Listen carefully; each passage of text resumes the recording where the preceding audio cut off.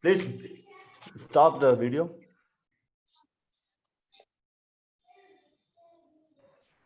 Stop the video.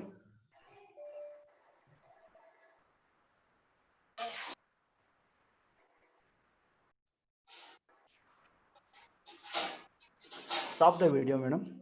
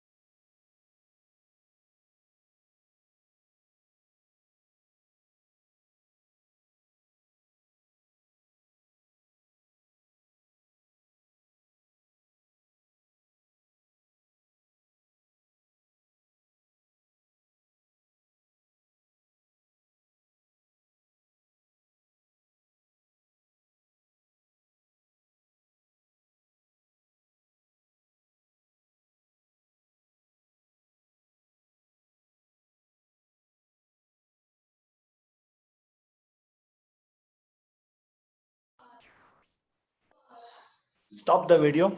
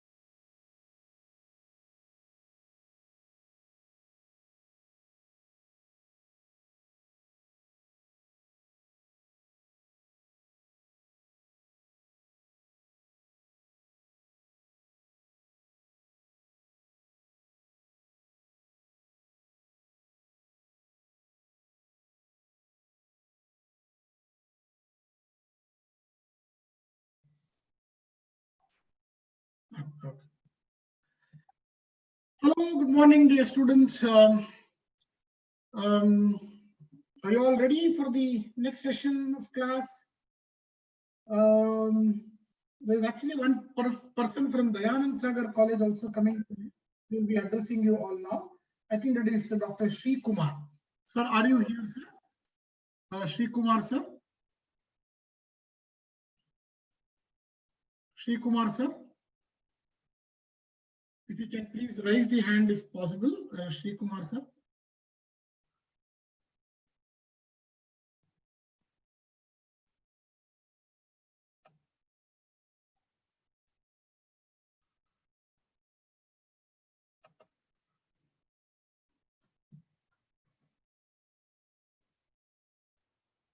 Yes, sir.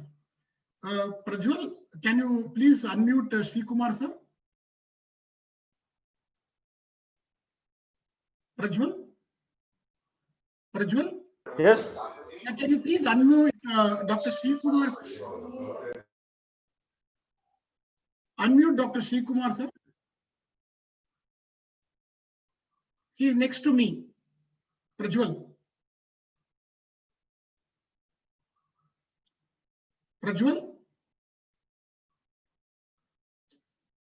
Done. Sir, Sri Kumar, sir, you can unmute and then talk to students. Yeah.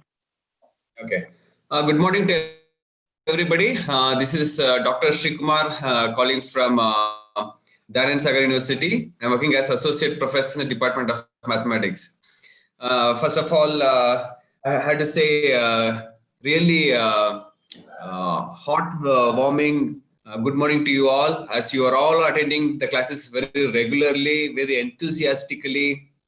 And we, the department, as a team, are feeling very happy to know about your interest and enthusiasm showing towards online classes. Okay, I wish you all the best for your exams and your future. And also just note that tomorrow the DSU is conducting a webinar between 11 a.m. and 12 a.m. So I request every student, along with your parents, friends, relatives, to attend the webinar so that you come to know what are the trending ideas going on in the field of education, how to choose the course, what is the new trend in the education field, what are the requirements of the industry, etc. Okay, and also tomorrow you will be having the weekly test, that is same time between 2 to 5, and this time it will be more systematic. Okay, and we want everyone to take the test seriously so that it will be a very good practice for you, not only for the weekly test but also for the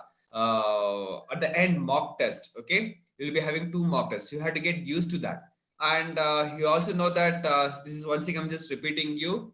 Danan Sagar University, that is DSU, is conducting free online coaching class for CET, NEET and DSAT examination for all the students, for irrespective of the background what they are, from remote parts of the country. Okay, make use of this and try to get colorful marks, with successful marks in the examinations. Okay, sir. Thank you, sir. You go ahead, sir.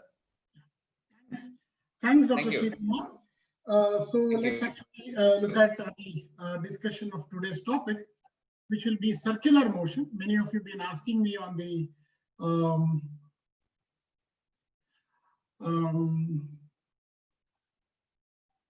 chat box also. So today's topic of discussion will be circular motion. And also, dear students, tomorrow's webinar, I find that some very eminent people are coming to address you all and tell you about the career options available in engineering and say in the field of maybe business management and so on and so forth.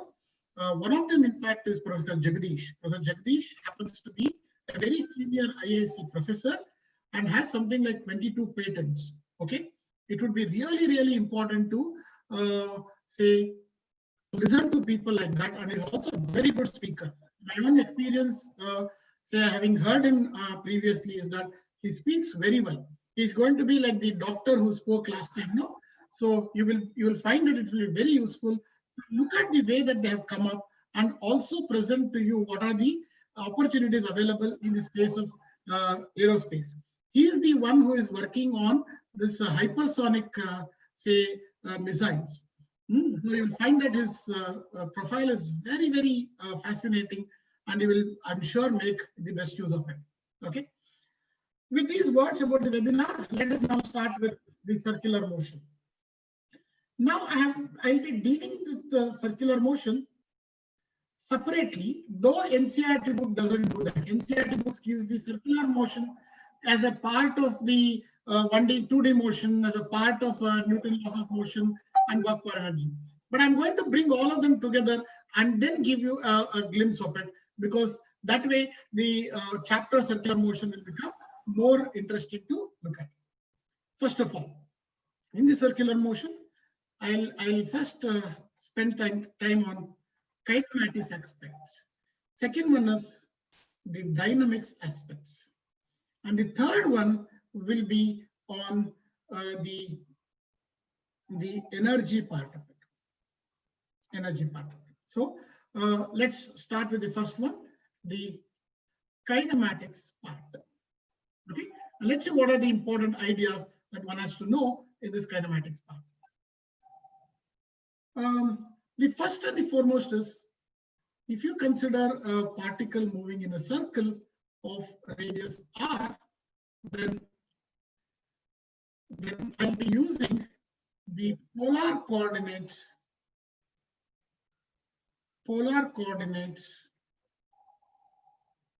to describe the motion.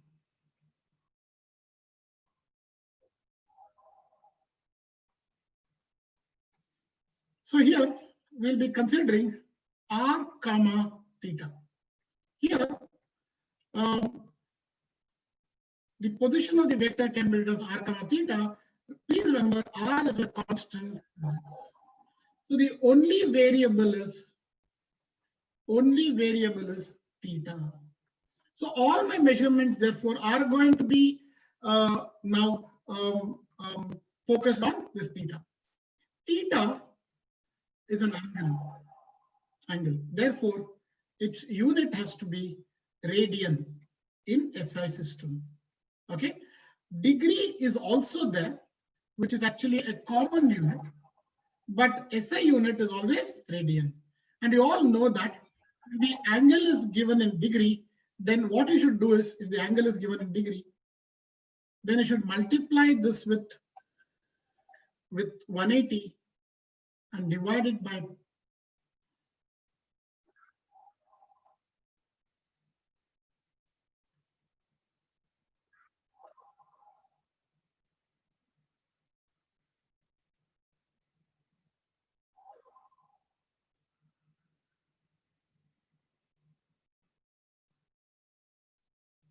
theta in radian will be equal to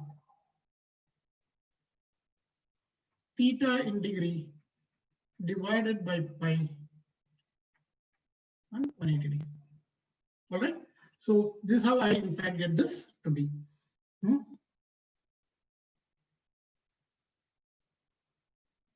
Okay. Now similarly,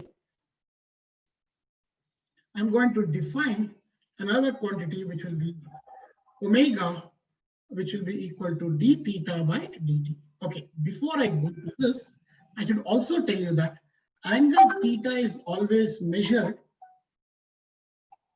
with respect to x-axis in the anti-clockwise direction. That is, if I measure theta like this in this way, then it is positive. If I measure theta in this way, this will be negative. If I call this as some theta dash here, theta dash is negative, but theta is positive. So that's how the angle measurements are going to be made hereafter. Now, omega is always given by d theta by dt. So let me say that this should be written also as a vector. Now, when it's a vector, you'll be wondering as to how do I assign the sign for this? Okay, what is the direction that I need to assign, since it's a vector? One has to be again careful. So And omega can also be written as delta theta by delta t. This also is valid. Both, in fact, are the ones that are going to be used. Now, how do I define the unit for this? Omega will be written as radian per second. Radian per second. This will be the unit for it. Or sometimes you will also get this to be as RPM. What is this RPM? Revolution per minute.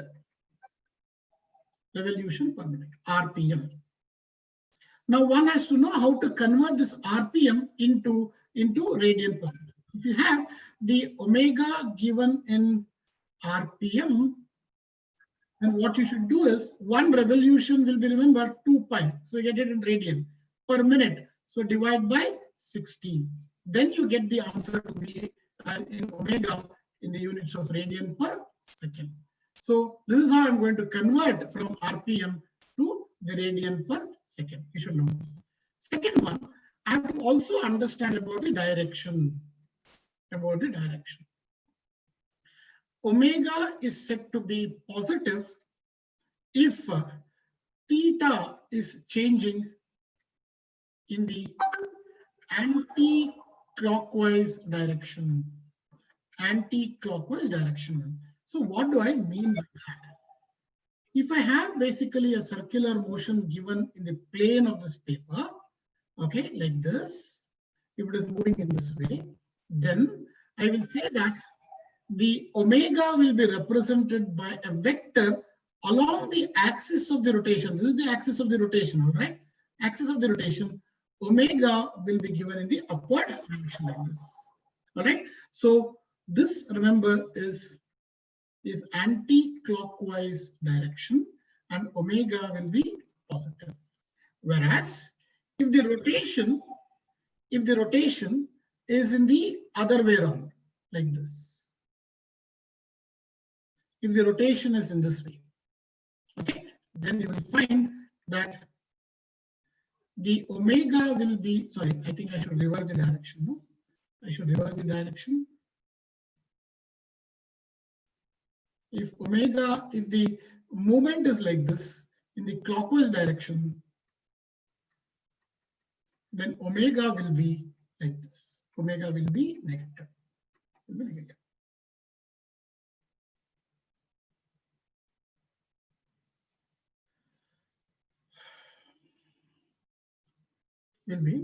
So direction of omega therefore has to be obtained in that way. If you all have done with this, I'll go to my next page. Prajwal, are we actually allowing them to unmute themselves? No, I'm locked. Can you actually allow them to unmute themselves, and let me see Yes, how? yes, I'll do it. Yeah? Okay, please do it. Students, you will be actually now allowed to unmute so that you can interact with me. I think sir has already done that. So can I go to my next page? Have you all copied down this? Yes, sir. Okay. Yes, sir. Yes, sir. Now, if you basically have any doubts, you can always unmute and then ask me. And after that, make sure that you mute. Okay? After that, you all should mute. Okay. Yeah. Unmute soon after you answer. The third point to note down here is that I'll be defining what is called as the angular velocity. Now, angular velocity is defined as d omega by dt. D omega by dt. Again, alpha will be measured in the units of radian per second square, and its direction also will be along the axis of rotation. Now, alpha, if it is in the direction of omega, Yes. then it's called as the accelerated motion. Yes, sir. Alpha is opposite to omega, then it's called as decelerated motion. Look, alpha can be positive or can be negative. or can be negative. Here, Excuse me, sir. yeah, tell me please. Sir, isn't it angular acceleration? What did I write? Velocity, sir.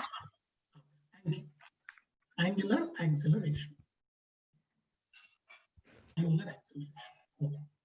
So if alpha is constant, that is alpha doesn't change, then we can show that omega will be equal to omega naught plus alpha t, where omega naught is the initial angular velocity. Okay, is equal to this. So this is an equation of motion that I get here. Similarly, I can also show that theta will be equal to omega naught t plus half alpha t square. Half alpha t square. This also is another relation which will be useful. Same way, I can show that omega square will be equal to omega naught square plus 2 alpha theta. 2 alpha theta. So all these relations are very similar to the relation that you have obtained for the case of the 1D motion, okay, or 2D motion, translating motion in that case. So this will also be true for the case of the circular motion. Will be very useful idea.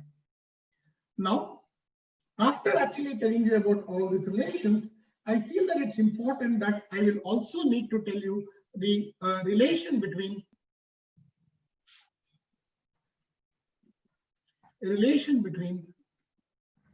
velocity and omega, acceleration and alpha, okay, and also the linear displacement with theta.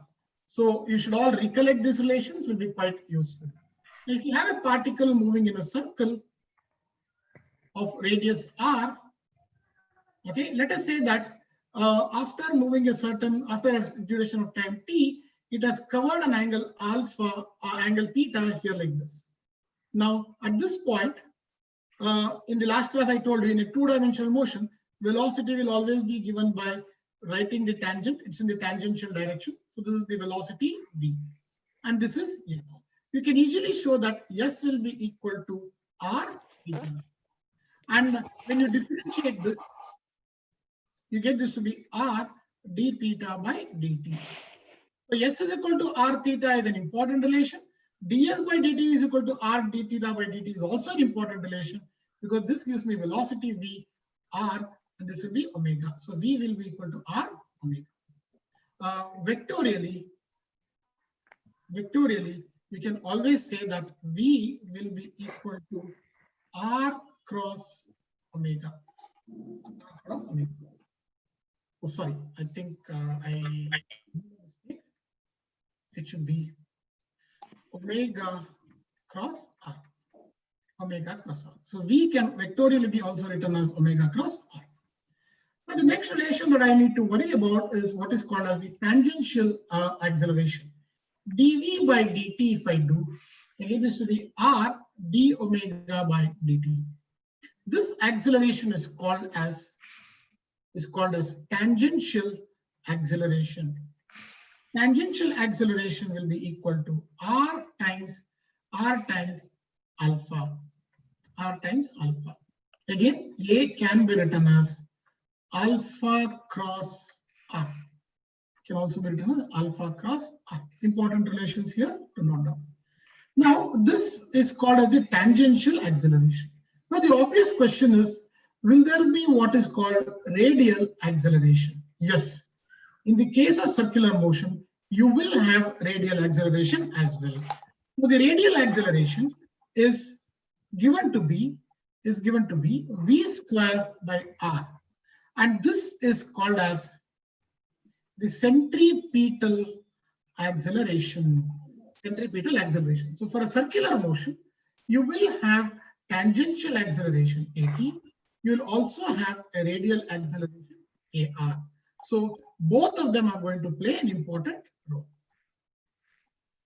Okay. So there will be a tangential acceleration in this direction. There will be a radial acceleration in this direction. What is the net acceleration, therefore, will be somewhere here, and a will be equal to root of at square plus ar plus ar. This will be the relation for acceleration, for the net acceleration.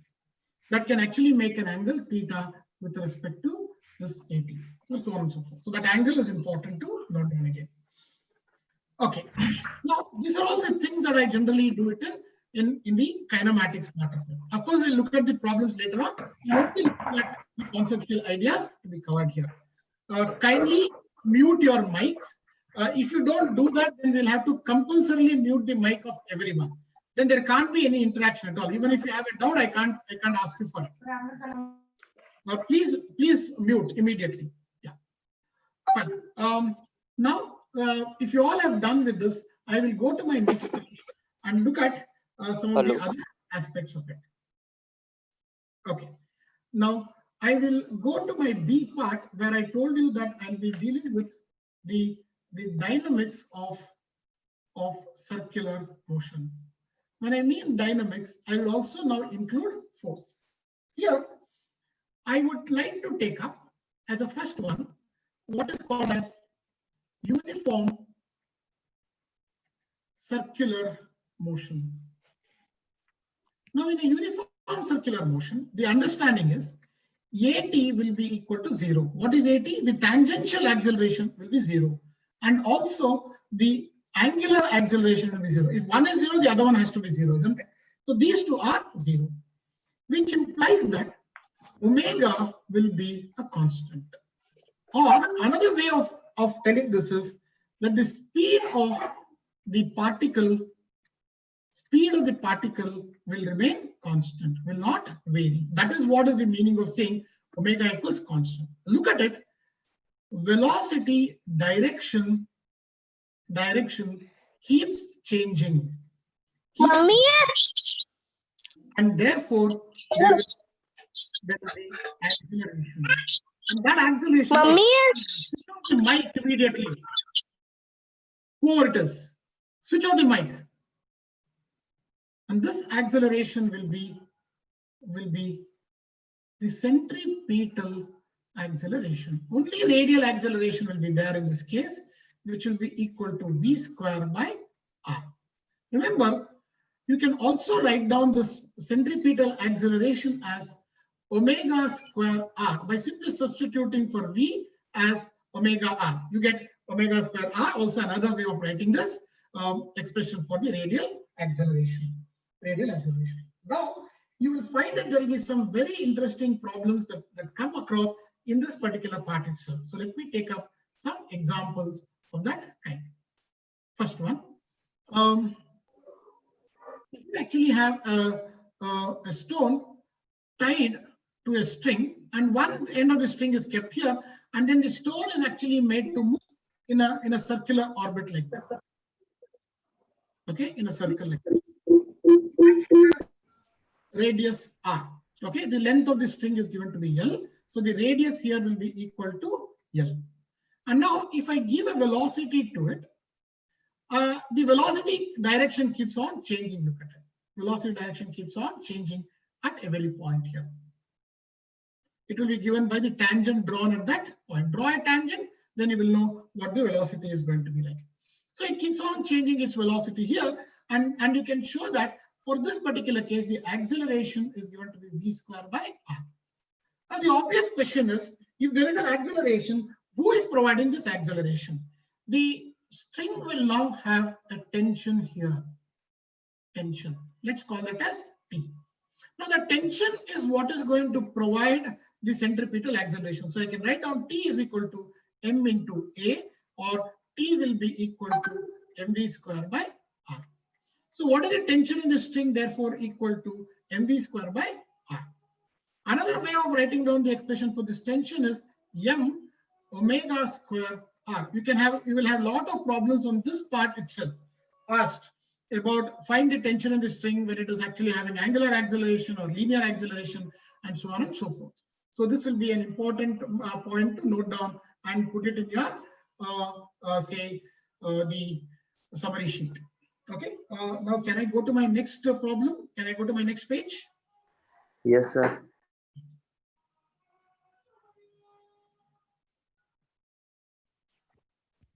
So second example that I would like to take up is the case of, let's say that I have a scale. Okay, I will make this scale rotate about one end like this. So this is the axis of rotation. I'll make the scale rotate. And I'll make the scale rotate with an angular velocity omega. So scale is rotating with angular velocity omega. Now I will place a small eraser here of mass m. Okay, eraser of at a distance x. At a distance x from here. Now what happens is, if there is some amount of friction, okay, due to friction, eraser will also rotate with the scale, and this friction will be of static in nature. So the friction is going to be static because the eraser is also moving along with the scale. So this will also have a circular motion here like this. Only thing is the radius of curvature is r. Now the question is, what is the maximum? What is the maximum omega until which the eraser will be on the scale? If you increase omega further, the rubber eraser will actually go away from the scale. Okay, I have to find out what will be that omega max. For omega max, what you should consider is the friction at that point, okay, should be equal to mu times m, or to be very precise, mu s times m. And the normal force in this case will be equal to mg. So the friction will be equal to mg. Remember, it is this friction here which is providing the centripetal force. There the tension in the string was providing, here friction is providing the required centripetal force. And hence I can say that this F should be equal to m omega square x, because r in this case is going to be x. Therefore, I'll say that mu s mg should be equal to m omega square x. So m you cancel off, and hence I can get what should be the maximum omega that you can get. Omega square will now be equal to mu s g by x. Mu s g by x. This will be your omega square. Omega will be root of that. One can also talk in terms of velocity here. Remember, this could also be written as v square max by omega. So there will be v square max by x square. This also is an important relation. We can also write in terms of v square max as mu s into gx. Also important. These two are going to be important relations that you will find. Okay. Now, I would like to take up the third example. Can I? If you all are okay with this second example, can I go to my third example? Yes, sir. Are you all following? Are you all with me? Any Yes, sir. Yes, sir. Yes, sir. Soon after that, switch off your mic. Even that is important. Okay. The third example that I would like to take is actually the vehicles moving on a curved road. Okay. Now I'll first of all take up a very general case and talk to you about this curved road. So let's say that I have actually a curved road here like this, and this curved road is being made actually to also have what is called banking. I think you all know about this idea of banking. So this road also has a certain amount of banking being done. So the road is actually present here like this. This is the part of the road that I'm talking about. This road is banked. Now this banked road is generally represented by a cross section of it like this. So this cross section is what is generally shown to you. and the vehicles basically will move on this road in this way. So you're going to move like this. Now this actually is moving along a curved path, and therefore there is a curvature associated with this. Let's call this as R. So it is basically having a curvature, and it's negotiating, it is moving on a circular path. Now you can actually show that if the friction here is given to be mu and the angle is theta, the maximum velocity that the vehicle can have is given by v square max is equal to rg, you know, where r is this radius of curvature, g is the acceleration due to gravity, into mu plus tan theta, where mu is again the coefficient of friction.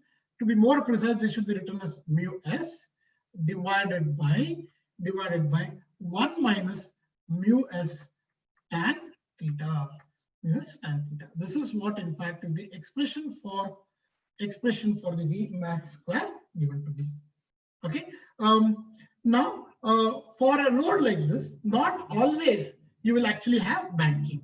So therefore I'll take up some one or two cases in this. Case number one. Okay, by the way, I should write down this. This theta is called as angle of banking. So case one, let us take the angle of banking to be 0. Our regular roads will not have the angle of banking, so theta will be 0. In that case, the centripetal force will be provided only by the friction. Okay, so now put theta is equal to 0 here. You get this to be v square max is equal to rg into mu s, right? Whole thing, all other terms will cancel off, and you have this to be rg into mu s. So this in fact is the expression for maximum velocity with which it can move. Isn't it similar to that what we obtained in the case of the same case here? Second case, we will make that the angle of banking is present, but mu s is 0. There is no friction. That also can happen. There's no friction.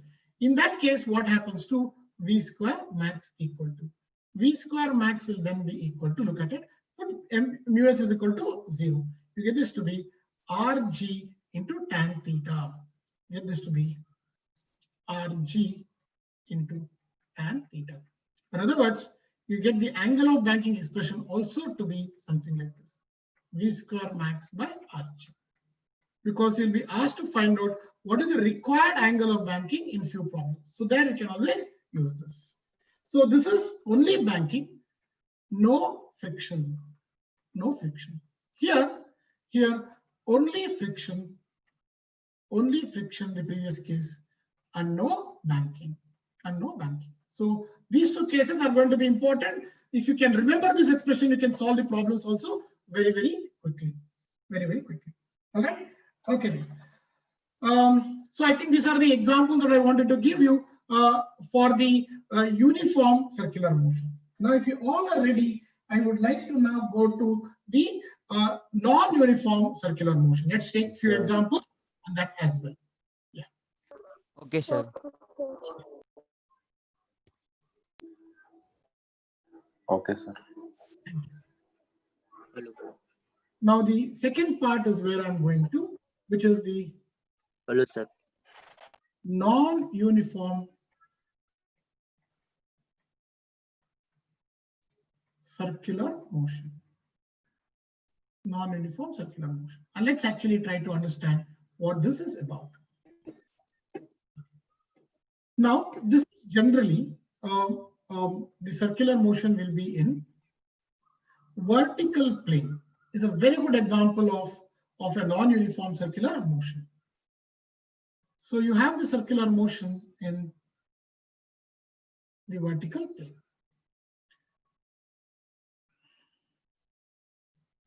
So consider a stone tied to a string. And the one end is fixed here, over which the motion will happen. And now I give a velocity v0 when it is at the bottommost point A. bottommost point A. So let us try to analyze what is happening at the bottommost point. So I'll consider A, which is the bottommost point.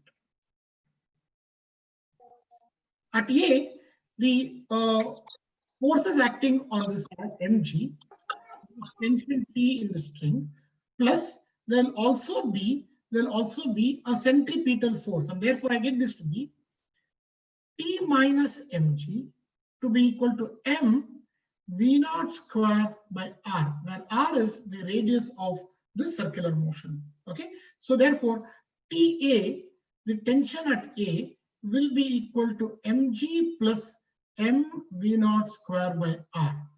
Okay, very important idea. You should know what is the tension at this point is given by this, and you will find out that this is the maximum tension that the string will have in this case.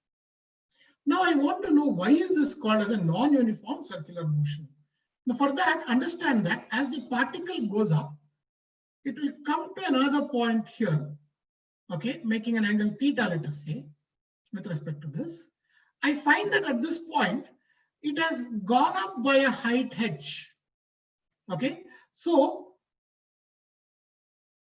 at B, the particle has gained potential energy, and that potential energy is easy to get. Okay, that will be equal to mg into r1 minus cos theta. Don't ask me for the derivation now, but this is how in fact the potential energy is going to be. As the potential energy increases, you will find that the kinetic energy will decrease because of conservation of energy, and as a result of that, the velocity of the particle also will come down, or the speed in fact will come down. Okay, speed will come down. Now if the speed is coming down, I told you, if the speed is coming down, then there should be a tangential acceleration. Since tangential acceleration is present, the motion is called non-uniform circular motion. Non-uniform circular motion. Okay, that is the reason why it's called a non-uniform circular motion. At this point, I should know what is the tension in the string and what is the velocity. So I'll give you the expression for all this. V square will be equal to V0 square minus 2gr into 1 minus cos theta. 1 minus cos. This will be the expression for the velocity at point B. You'll find that VB will be lesser than V0. Now, what about the tension in the string? Tension in the string will be equal to mg cos theta, okay, plus m VB square by r. So the tension at this point TB will also be lesser. You will find that TB will be lesser than TA. So this is what is happening when you actually have this theta to be. Let's consider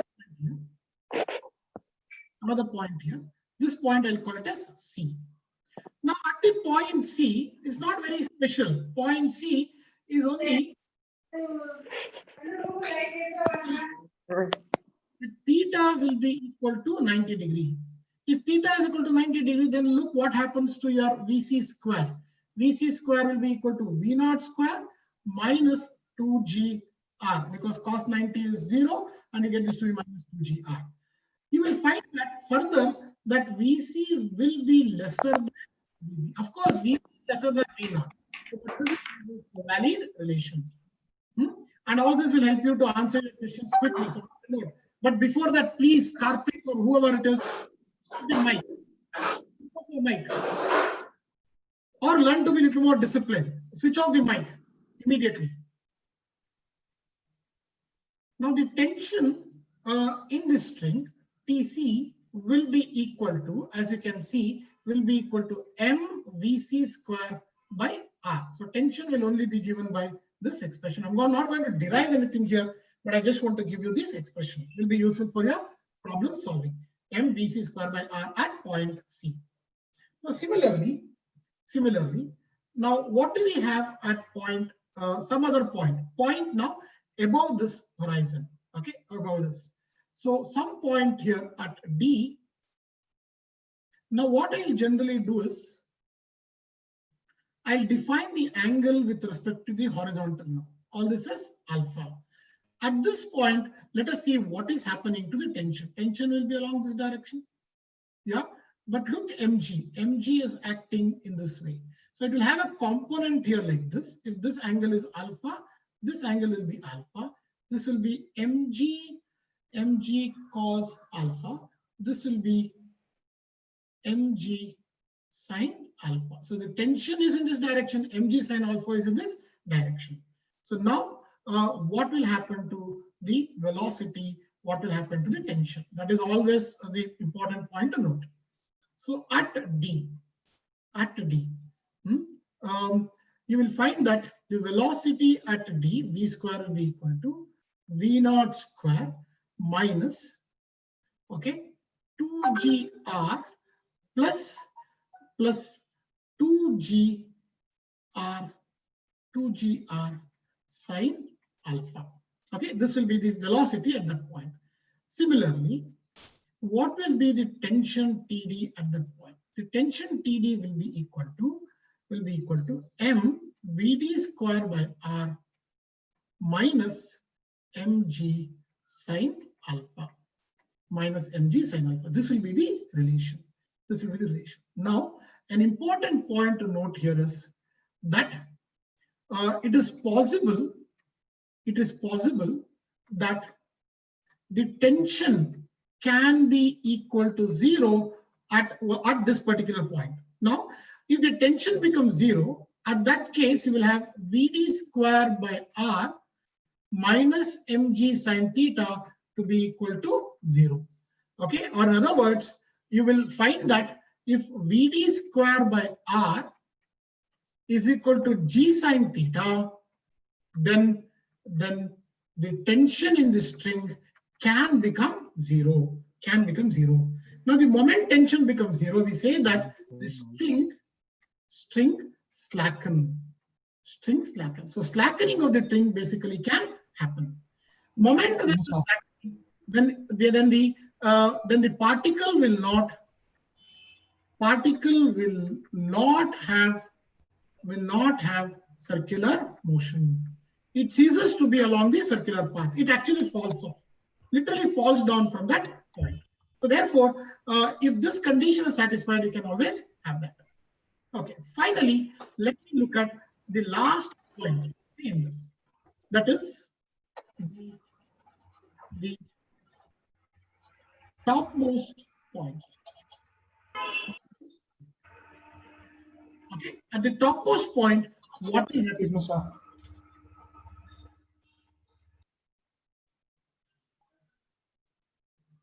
So radius is r, and the particle is trying to move in this way, dE.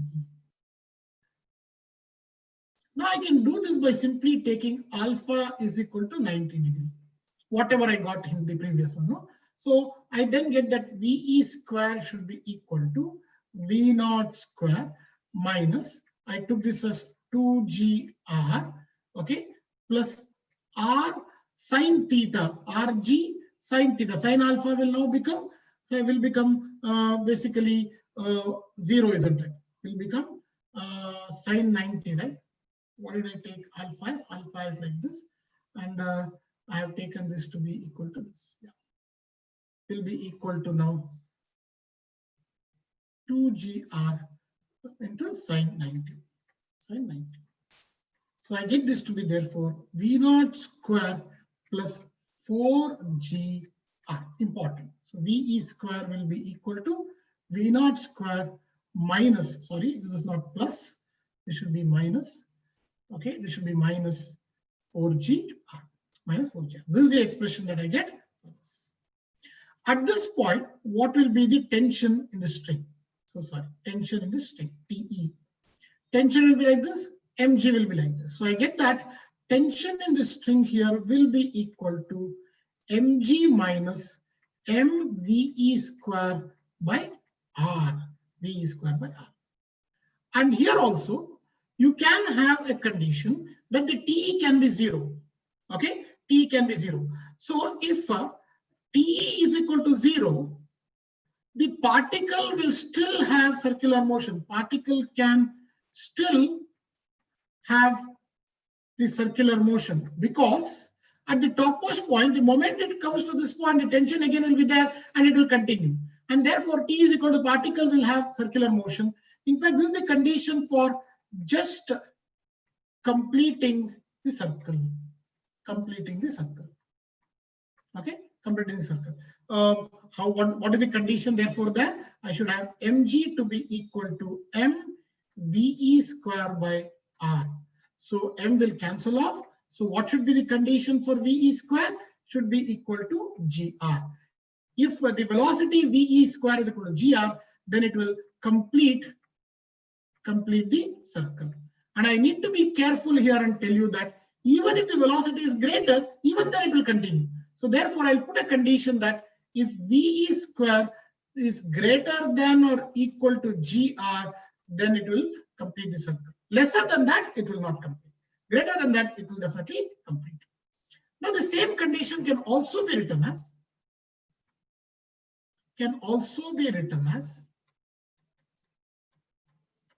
look what you got for your VE square. VE square is V0 square minus 4GR, isn't it? So I can say that VE square is equal to V0 square minus 4GR is equal to GR. Also another way of writing. Or in other words, V0 square is equal to 5GR. So this is also telling you about one more condition. That is, what should be the velocity at the bottom? Velocity at the bottom, so that the particle will complete the circle. Will complete the circle. That is given by V0 is equal to root 5GR. Is equal to root 5GR. This also is an important relation, and we'll be using this quite often. Okay. So we have analyzed the entire vertical motion of a body. Okay, and some points to be noted here. So let me write down that for you. And look at it. This is actually something discussed in the NCERT book. And therefore, this can be a question that can be asked in CET, in mains, and in NEET. All the three, there's a good possibility because there's a direct discussion from your NCERT book.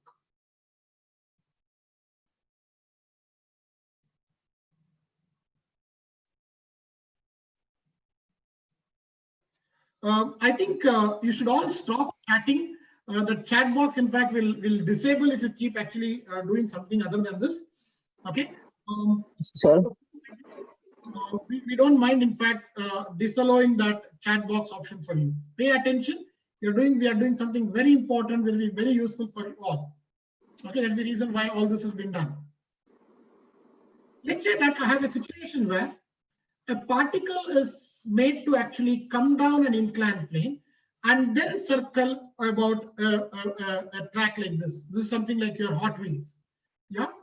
And you keep a body of mass m and allow this to come down. Now the question generally is, what is the minimum height required? Minimum height required for the particle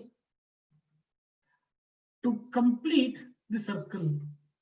To complete the circle is generally the question that is asked.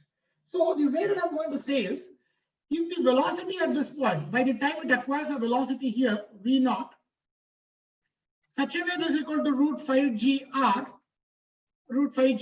where R is the radius of this, then it will complete the circle. Now, can we find out what should We not get you, sir. not? Sorry? Velocity V0 for what is the maximum, what is the height required so that it acquires a velocity V0 can be obtained easily. Mg into h minimum should be equal to half m V0 square. Therefore, I get this to be mg into h max equal to half of m into 5gr. So g cancels off, m cancels off. So what is the height, minimum height required? minimum height required? The minimum height required will be equal to 5 by 2 r. So if it at least has 5 by 2 r, then it will complete the circle. Complete the circle. Okay. I just want to discuss one more case, and after that, let's start solving problems. Have you all copied down this, or should I wait for a while? Have you all copied down this? Completed, sir. Wait, sir. Wait, sir.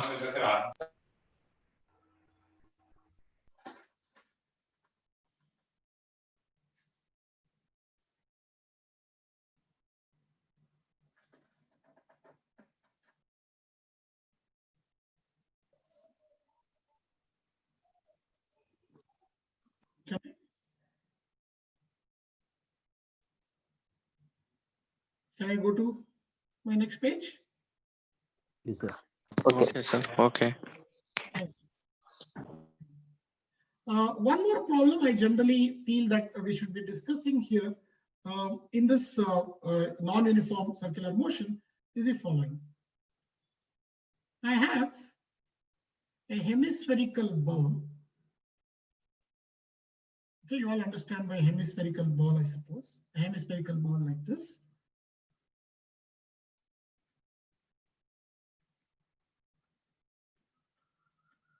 Let's say that it actually has a radius equal to r. Equal to r. Now I keep an object here and then allow this to actually slide down. If I allow this to slide down, as it comes down, remember, as it comes down, it is going to gain some velocity.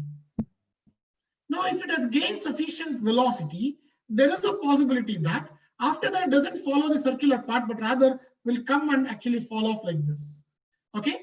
Now, what is the angle at which it is going to lose the contact with the surface is an important question. So I have to find out angle theta at which this body will lose the contact. Now, for that, what I'll do is I'll say that it will lose the contact when the normal force on that is 0. Whatever tension was doing there, same thing will now be done by normal force. So there will be a normal force on this body. Okay, there will be a normal force on this.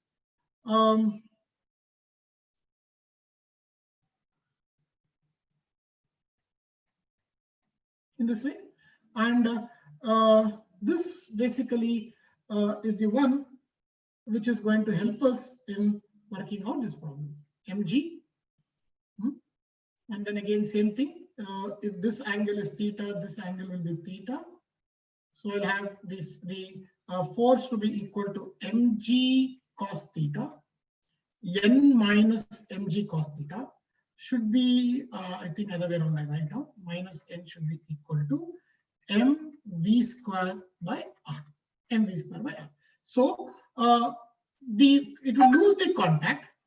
It will lose the contact when normal force is equal to 0. In other words, mg cos theta is equal to v square by r.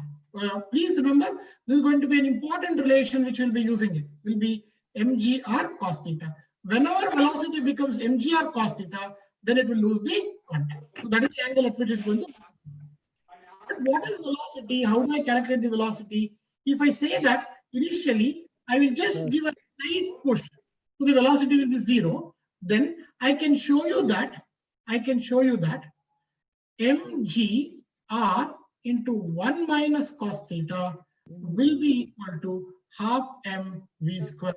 This is the loss of potential energy, and this is what it is. So I have equation 1 here and equation 2, which will give me the expression for velocity itself. Look at it, both of them. So if I cancel off m, what do I have this to be equal to? V square will be equal to 2gr into 1 minus cos theta. I think I also unnecessarily included m here. It should be gr cos theta. This should be 2gr 1 minus cos theta.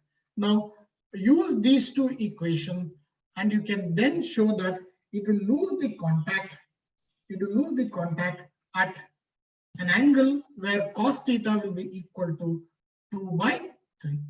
Okay, you can prove that cos theta will be equal to 2 by 3. So solve 1 and 2 to prove that cos theta will be equal to 2 by 3. Very important. I'll be making use of this when I start solving MCQs, all these ideas. Okay, so with this, whatever important ideas I wanted to basically discuss, I have done with it.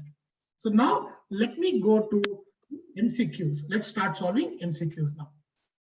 Is it okay? All of you are done with this? Yes, sir. Huh? No, no, sir. Yes, sir. Having come Yes, sir. Yes, sir. Yes, sir. Yes, sir. Yes, sir. now go to the problems and then see how to do this. Problem number 1.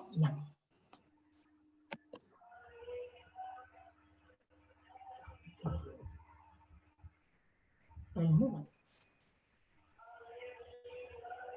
Aircraft executes a horizontal loop at a speed of, forget about this, 720 km/h with its wings banged at 15 degrees.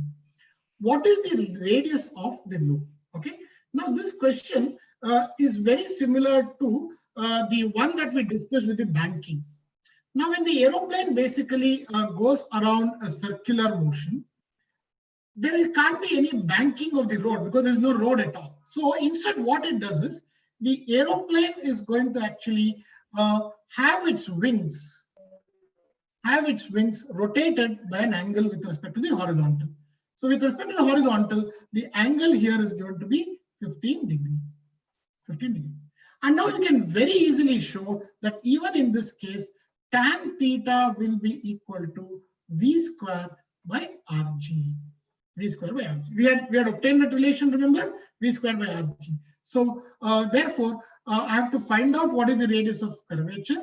So this will be equal to V square by R into tan theta. Tan theta. Mind you, everything is basically should be in SI units. Only then we can work it out easily. This is G, by the way, and G we know is given to be 10, and that is given in meter per second square. So convert velocity, which is 720 km/h, into meter per second. How do you do that? 720 into 5 by 18, right? 5 by 18. So if you do that, what do you get? 5 by 18. This is 18 ones are, this is 18 40s are, right? 18 ones are, 18 40s are. 40 into 5 will be 200 meter per second. And therefore, what is the radius of the circular path that it is taking? It is 200 into 200 divided by 10 into tan 15. What is tan 15? They've given you the value of it. It's given to be 0.27. 0.27. In fact, I can write it as an approximation. What I'll do is I will write this as 200 into 200 divided by 10 into 0.25. That becomes easier. No, you write it as 1/4. So it goes up, becomes 4 times. And you will know that the answer that you get will be little lesser than that. Okay. All these quick calculations are allowed because you have an MCQ, you will have a closer answer and then you will be able to guess. So once I will take it out. This basically will be 4,000 into 4. So this will therefore be approximately equal to 16 and then triple zeros of that. So which will be approximately 16 kilometer. It will be little less than 16 kilometer. Okay. So the answer therefore should be little less than 16 kilometer. And which one will have that? Just see. Okay. Which is the value? 20. It can't be. It should be lesser than that. 8 and this one is 2 less. So fourth one is the right option for this one. Fourth one. So I'm also telling you how to simplify this whenever you have problems like this. All right. So make some approximation, get the answer, and you know that it should be closer to that, and you can easily obtain.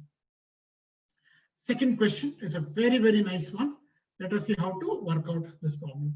I'm taking problems on a little higher side because I find that nowadays in the CET, they are actually taking you to a little higher level. Okay, the problems generally are of a higher level. So you should not be left actually difficult in difficulty in the examination. So let's actually work out some nice problems here itself. A mass m is released with a horizontal speed v from the top of a smooth and fixed hemispherical ball of radius r. This is important now. The angle theta with respect to the vertical where it leaves the contact with the ball is. Now the same problem I did last one, but I have made a small change. Okay, did you all observe what that changes? In my problem that I took while discussing, I didn't give any velocity to it at this point. But here they have given some velocity also to this. Now they say that find out the angle at which it is going to lose the contact. So that condition is still the same. When it loses the contact, what is that condition? If I call this as V naught, what have they called it as? They have given a value V they have given it. Okay, let me take it as V itself then. So let me make this as V dash. Now for losing the contact, I had shown you that. If I go to my previous page, I'll have that condition. I have shown you that V square should be equal to Rg cos theta. So take that. V square or V dash square in the square should be equal to Rg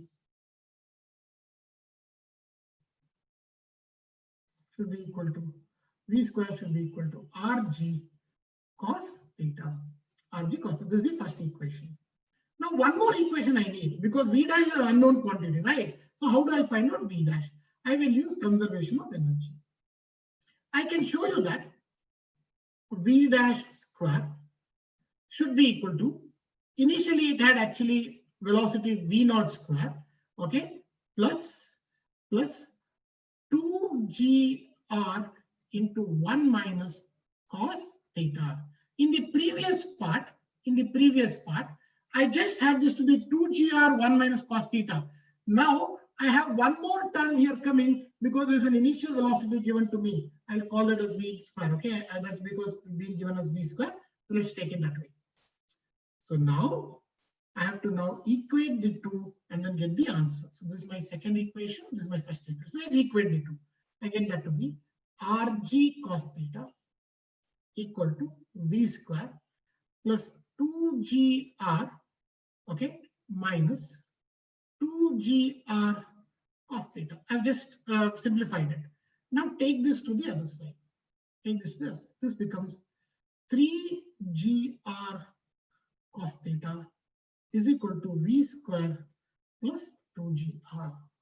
So now I want cos theta, expression for cos theta. Expression for cos theta will be V square by 3gr plus 2 by 3. So whatever idea that we had discussed, they have made it into a little different one. There I had got only 2 by 3. Now I have V square by 3gr coming because there's a velocity initially given to it. So therefore the answer to this would be cos inverse of V square by 3rg by plus 2 by 3. So the second one should be the right option for this. Should be right option. Okay, so problem number 2, very interesting. Just a little modification to whatever we had discussed and gives a nice problem there. A gramophone record is revolving with an angular velocity omega. A coin is placed at a distance r from the center of the record. The static coefficient is mu. The coin will revolve with the record f. So let's see if we can find out this. This is something like your eraser placed on the scale. The same problem. And let me see how many of you can answer this third question. The third question. Okay. So the coin will revolve with the record only if r actually has a certain value. Okay.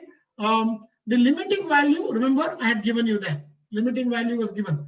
Omega square is equal to mu g by r, isn't it? Mu g by r. And I've shown you that either it should be lesser than or equal to this. This is the condition. Lesser than or equal to this. Equal to this.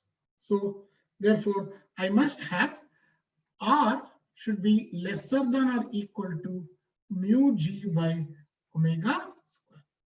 So r therefore should be this. Should not be greater, should be lesser, right? If it is greater, then it will fly off. Should be lesser than this, so it's mu g by omega square. So the third one is the right option. We had done this in the discussion. Okay, this is there already in the synopsis. So refer to that, then you will be able to solve it quickly. straightforward. Third one was a straightforward one. Let's move on to the next question then.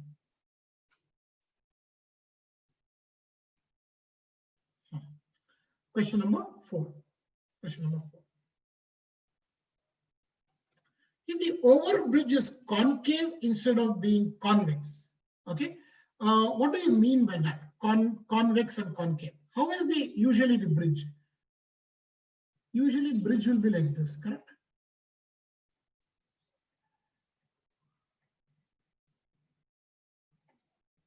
Okay, bridges are like this. Or it can be like this. So bridges with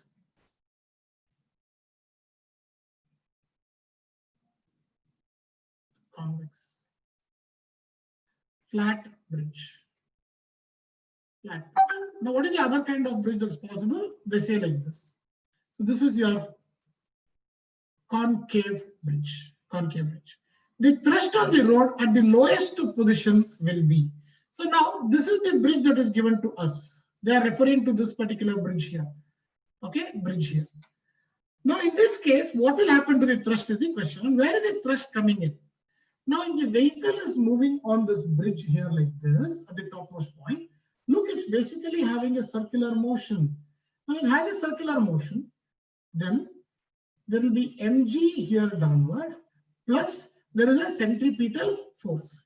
And as a result, I can say that mg, maybe I'll write down that here, mg minus n should be equal to mv square by r. Or in other words, n will be equal to mg plus mv square by r. At this point, mv square by r. N will be equal to this. Okay, it's moving like this, and basically then it will actually have a force given by this. Am I right here? N, no, minus. I'm so sorry. It will be minus here. Minus mv square by r. Correct. For this part. Now for this part, no issue at all. Okay, n will be equal to mg. So for a flat surface, for a flat road, n will be equal to mg. Now for a concave, what should happen is the question.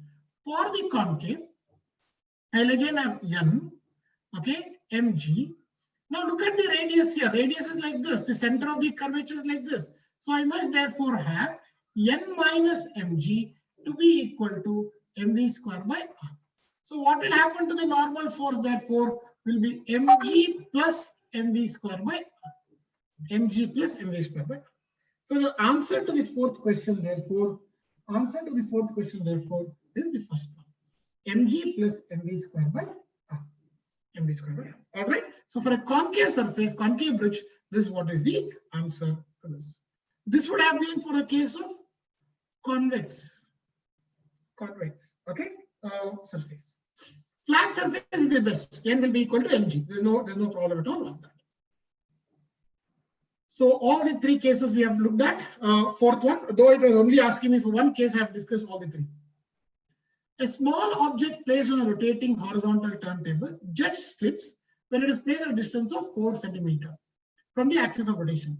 If the angular velocity of the turntable is doubled, the object slips when its distance from the axis of rotation is. Very nice. Okay, here what they have given us a condition under which the object will slip. So I can always say therefore that omega square will be equal to mu g by r. Okay, this in fact I told you is the maximum omega that you can have. Now this maximum omega square is related to 1 by r for a given object and the turntable, because mu will be same, g will be same, so it will be proportional to 1 by r. Now the problem is that initially I have omega square, then I'm going to double this. Now they're asking you to find out what will be the r dash when it is doubled. So r dash by this should be equal to 4. And therefore what will be r dash equal to 4 by 2, and hence I get this to be omega square is doubled, no? I'm so sorry, it should be 4 times. So it should be 4 divided by 4, and hence should be equal to 1 centimeter. please look at this. Omega square is what is proportional to r. So omega 1 square by omega 2 square will be equal to r2 by r1. So keep this in mind, then you can easily answer this question. So it should be equal to 1 centimeter. So fifth one, the answer is 1 centimeter. I find that in the chat, many of you are answering these questions and therefore very happy. Which one you want me to do once again? Karthik, is it the problem that I just did or the convex one, the previous one? Fifth one. Okay. Fifth one. So I told you that omega max square will be equal to mu g by r. We had obtained this expression earlier. So what does it mean? The maximum angular velocity will be proportional to 1 by r. So omega 1 square by omega 2 square will be equal to r2 by r1 square. In the first case, it's been given to be omega. In the second case, it's doubled. When you double it, it becomes 4 omega square. So r2 by r1. So I have to find out r2. R2 will be equal to 4 r1 divided by 4. And what is r1 given to us? Is given to be 4 centimeter. So r2 therefore will be equal to 4 divided by 4 equal to 1 centimeter. So the answer therefore is first one. This first one. Okay. Let's go to sixth one. A circular road of radius 1000 meter has a banking angle of 45 degrees. The maximum safe speed of the car having a mass of 2000 kg will be if the coefficient of friction between the tire and the road is 0.5. I don't need mass at all for this, isn't it? Because the expression for Vmax square is given to be Rg into mu plus tan theta by 1 minus mu tan theta. Okay, very simple. Is given to be 1000 meters. So 1000, R is given to be 1000 meters into 10. Okay, that's good for us. It's going to help me in simplification. Mu is given to be half. Okay, plus tan theta, tan 45. Tan 45 is given to be 1. 1 minus again half into tan 45. Tan 45. Look at it, becomes very simple. There's no issue at all. You will find it to be very easy to obtain this. This is going to be 10 to the power 4 or both of them put together. This will be 1 plus half, so 3 by 2. This will be 1 minus half will be half. So hence I get this to be equal to 3 into 10 to the power 4. So V will be equal to root 3 into 100. Root 3 is 1.72 into 100, and therefore this should be equal to 172 meter per second. So what is the maximum velocity that the vehicle can have is 172 meter per second. So nice way of illustration of whatever we had discussed earlier. Okay, I think some of you are already giving me the answers for this. Very nice, very nice. The sixth one is A. Correct. This one is A. If you all have done with this, can we go to the next set of problems?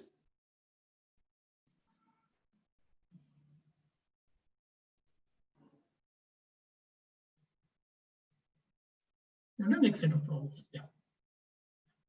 Question number 7. Question number 7. Two stones of masses m and 2m are wheeled in a horizontal circles. The heavier one in a radius r by 2 and the lighter one in a radius r. The tangential speed of the lighter stone is n times that of the value of the heavier stone when they experience same centripetal force. Remember that, same centripetal force, then n is given to be. Nice question. What is the centripetal force given to be? I have told you that P will be equal to mv square by r is the expression. Now T1 is for lighter one, let us say, will be equal to m into v square. And where is the lighter one? The heavier one is at r by 2. Lighter one is at radius r. So T1 will be equal to mv square by our small r.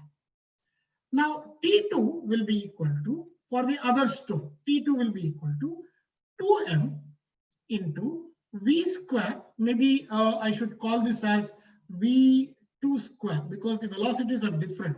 So here call it as V1 square, this you call it as V2 square. Divided by R by 2, because it's at a radius R by 2. And that will be equal to 4m V2 square by R. V2 square by, that is T2. But in the problem, they say that T1 and T2 are same centripetal force. So T1, which is equal to m V1 square by R is equal to T2, which is equal to 4m V2 square by R. Or in other words, I get this to be m V1 square by R is equal to 4m V2 square by R.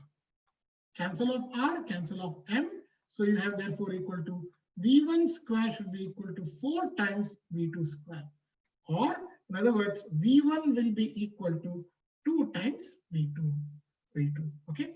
It says that the tangential speed of the lighter stone is n times. And what is that n now? N therefore will be equal to 2.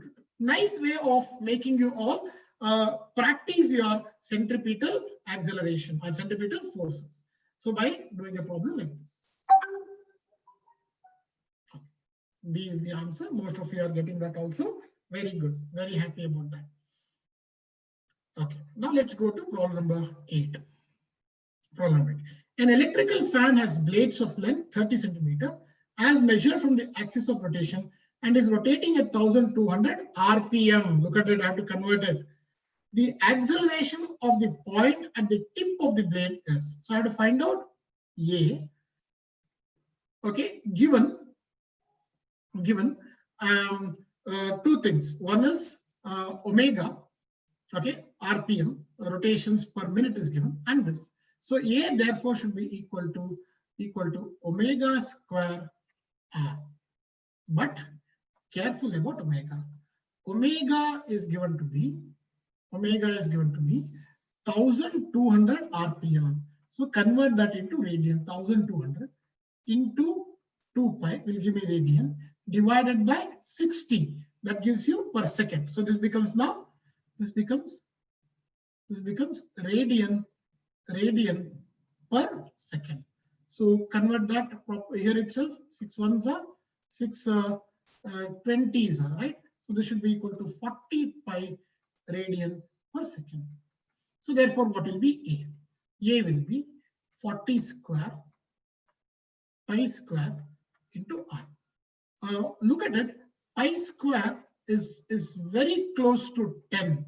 In fact, pi square will be actually equal to 9.8.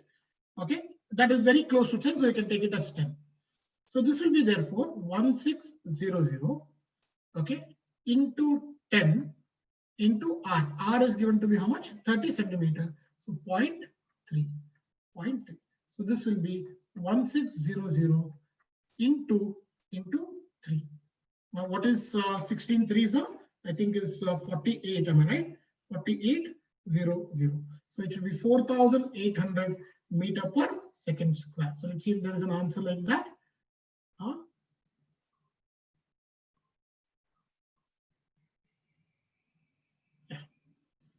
Look at the close one, which is closer to this, because we have taken pi square as 10, isn't it? If I taken it as 9.8, then I would have got it as 4741. So the closest answer is here. So mark this. Second one should be the closest answer. All right. These approximations should help you to identify the answers here easily. Okay. What is the next question? 3 identical cars A, B, and C are moving at the same speed on 3 bridges. Car A goes on a plane bridge. Car B goes on a convex upward bridge. C goes on a bridge concave downward. Okay, concave downward bridge. Okay, and FA, FB, FC be the normal forces exerted by the cars on the bridge when they are at the middle of the bridges. So we had actually discussed that in the previous problem, if you remember. So one bridge is convex upward. What do you mean by convex upward? It's like this. The other one is a flat bridge. And the third one basically is a concave bridge, concave upward. This is what we mean by concave upward. concave upward. This is convex downward, convex upward, flat bridge. We had obtained the normal force for each of them. In the first case, the normal force basically was mg minus mv square by r. N is equal to mg. In the fourth case, what did I get? N is equal to mg plus mv square by r. All right, mv square by r. So if you have this to be the normal force, they have mg mv square by r. So where is the normal force maximum? Is in the concave part. Is in the concave part. F is maximum of Fc is maximum of all the forces. Fc is for this. Okay, Fc is for this. Fb is for this. Then Fa is for this. So Fc is the maximum. So third one is the right option. Okay, that's why I had already discussed this in the previous part. So it becomes easy for you to answer this question. Very nice. So many of you are giving me the answer as C in the chat box. Very good. So can we go to the next page if you all have done with this? We have 6 more problems to solve. So let's very quickly do that. Yeah, can I move on?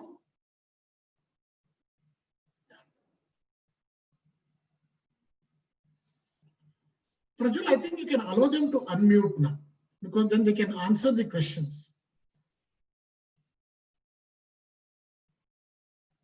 A mass of 0.1 kg is rotated in a vertical circle using a string of length 20 centimeter. When the strings make an angle of 30 degrees with the vertical, the speed of the mass is 1.5 meter per second. The tangential acceleration of the mass at that instant is given to be. Very nice question. Tangential acceleration is to be obtained. I didn't really concentrate much on that part during my discussion then, but let me give you this at least now. So it's rotated. The string, when it makes an angle of 30 degrees with the vertical, so it makes an angle of 30 degrees with the vertical. At that point, where is the tangential acceleration? Look here, I told you that mg will be acting like this, and I can resolve this into 2 components. One is mg cos theta, the other one is mg sin theta. The tangential acceleration will be equal to, g sin theta. Will be equal to g sin theta. So what is tangential acceleration? Is just this. So you don't need really any of this. You can actually obtain this by just knowing what the angle is. Others are simply given to you for you to get confused. So it should be now 9.8 into sine 30. What is sine 30? Is half. So it should be 9.8 divided by 2, which would be equal to 4.9 meter per second square. So acceleration of this is 4.9 meter per second square. So 10th one, the answer should be the first option. Wherever it is, tangential acceleration will always be given by g sin theta. So at this point, at some point here, this AT will be equal to g itself. So at some point here, AT again will be equal to, if this angle is alpha, will be given by g cos alpha. G cos alpha. So I just wrote down the expression for AT for all these cases. Make a note of it. It will be useful for other problems when you are solving. A sphere is suspended by a thread of length L. What minimum horizontal velocity has to be imparted to the ball for it to reach the height of the suspension? Nice question. To the height of the suspension it has to reach. That's all. Okay. So if I consider this body here and I give a velocity v naught such a way that it comes to this part, and here it can have velocity equal to 0. Velocity equal to 0. So look at the expression that I had obtained for v square will be equal to v naught square minus 2gr. If you remember this expression, vc square was given by that. Now I'm taking this vc square to be 0, and therefore what should be v naught square equal to? Simply 2gr. So v will be root of 2gr. Instead of r, length of the string is to be taken now. So therefore, the answer to this should be the fourth one. Root 2GL should be the answer. 12th question. If a body moving in a circular path maintains a constant speed of 10 meters per second, which of the following correctly describes the relation between acceleration and radius? Acceleration radius. A is given to be v squared by r. So acceleration is inversely proportional to the radius. Now, what kind of curve do we get in that case? We'll get actually a parabolic curve, and hence, sorry, a hyperbolic curve. So therefore, the curve has to be a hyperbola. We call this as a rectangular hyperbola, and therefore the third one should be the right option. Third one should be the right option. So I therefore obtain answer to the 12th question as well. Let us try and do as many questions as possible. If you all have done with this, I'll go to my next set of questions.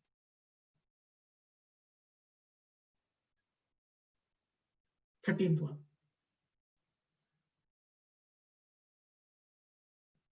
If the length of the second's hand in a stop clock is 3 centimeters, the angular velocity and the linear velocity of the tip is. Very good. Angular velocity is the same. For the tip also you can consider. What will be the angle? It's a second's hand. Now, what do you mean by a second's hand? What do you mean by a second's hand? What is the time taken for it to actually complete one rotation in a second's hand? There is an hour hand, minute hand, and a second's hand. For the second's hand, it will take for one rotation 60 seconds for one rotation, and therefore the angular velocity will be equal to 2 pi radian divided by 60. One rotation is essentially like having an angle of 2 pi. So 2 pi is completed in 60 seconds, and therefore this should be equal to pi by 30. Pi by 30. Pi is 3.14 divided by this, and hence it should be equal to very close to 1. So 0.105. That the closest answer is this.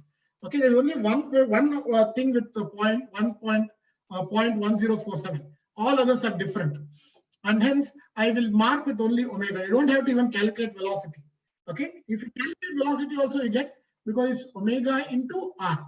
So omega is 0.105 into r is 3 centimeters. So you get the answer to be 0.3, correct? It's 0.03 meter.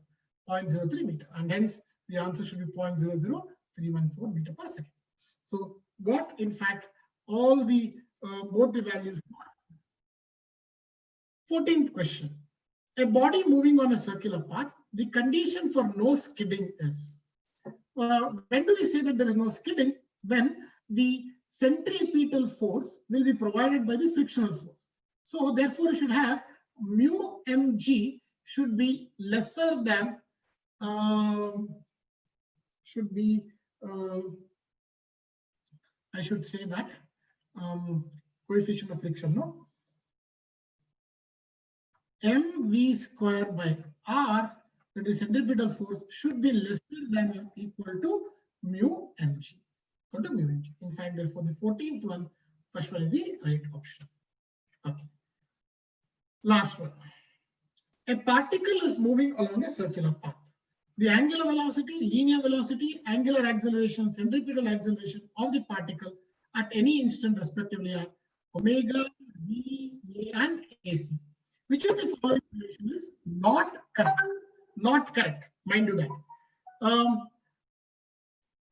Now, omega and v are perpendicular. Reason is v is given to be omega cross r. So in that case, if you have a cross product, then you can easily see that v will be perpendicular to both omega and r, and therefore first one is the correct statement, and therefore not the option that we want, because we want not correct. Omega is perpendicular to a. Need not be. Omega need not be perpendicular to A. This is actually an incorrect statement. And therefore, you want this statement. Omega will be perpendicular to AC. Yes, it will be, because AC is the centripetal acceleration. This will be along R.